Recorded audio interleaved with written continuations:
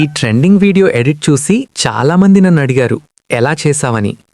So today నేను మీకు ఈ ఎడిట్ని ఈజీగా స్టెప్ బై స్టెప్ ఎలా చేయాలో చూపిస్తాను.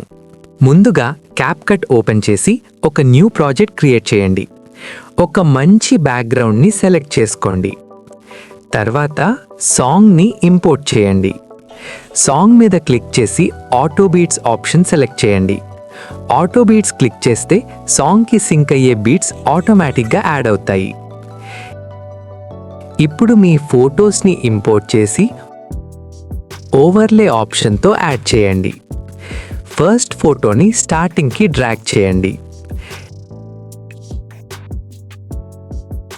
నెక్స్ట్ ఫోటోని యాడ్ చేసి నెక్స్ట్ బీట్ దగ్గర నుంచి స్టార్ట్ అయ్యే విధంగా అడ్జస్ట్ చేయండి.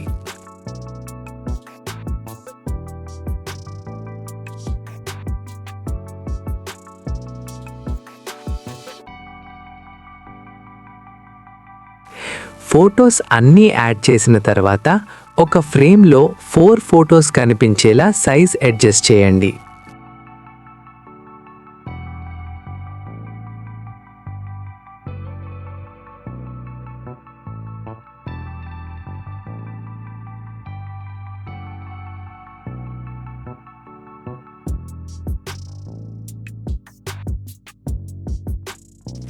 ఇప్పుడు నెక్స్ట్ బీట్ వచ్చినప్పుడు ఫోటో సైడ్ నుంచి వచ్చినట్టు ఎఫెక్ట్ క్రియేట్ చేద్దాం.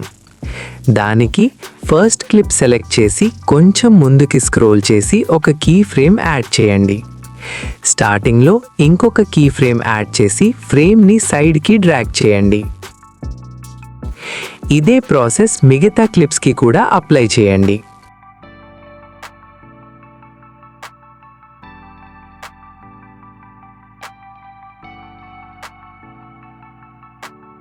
ఇప్పుడు నెక్స్ట్ ఫోటో యాడ్ చేసి దాన్ని డూప్లికేట్ చేయండి. డూప్లికేట్ చేసిన క్లిప్ని ఓవర్లేలో పెట్టుకొని auto remove background option use చేయండి. రిమూవ్ చేసిన క్లిప్ని 0.5 సెకండ్స్ డ్యూరేషన్తో ప్రీవియస్ క్లిప్ దగ్గరికి డ్రాగ్ చేయండి. లేయర్స్ ఓపెన్ చేసి బ్యాక్గ్రౌండ్ రిమూవ్ చేసిన క్లిప్ని ఫస్ట్ లేయర్లో పెట్టండి.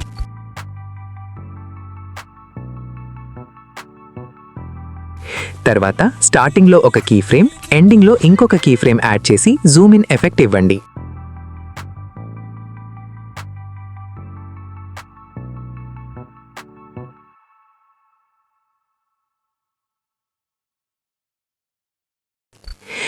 నెక్స్ట్ ఫోటోకి డైనమిక్ స్వర్ల్ ఎఫెక్ట్ అప్లై చేయండి.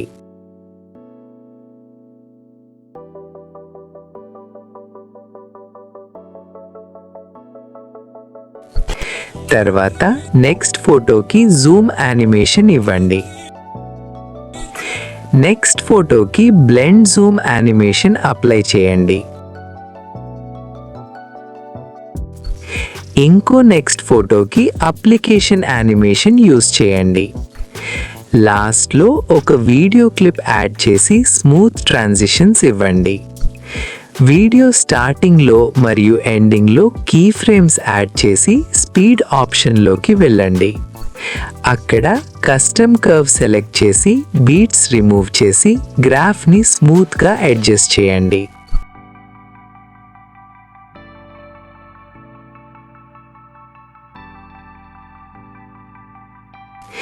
తర్వాత ఆ క్లిప్ని డూప్లికేట్ చేసి రివర్స్ ఆప్షన్ అప్లై చేయండి. అంతే, మన ట్రెండింగ్ ఎడిట్ రెడీ. వీడియో నచ్చితే లైక్ చేయండి. ఇంకా ఎలాంటి వీడియోస్ కావాలో కమెంట్స్లో చెప్పండి. Thanks for watching.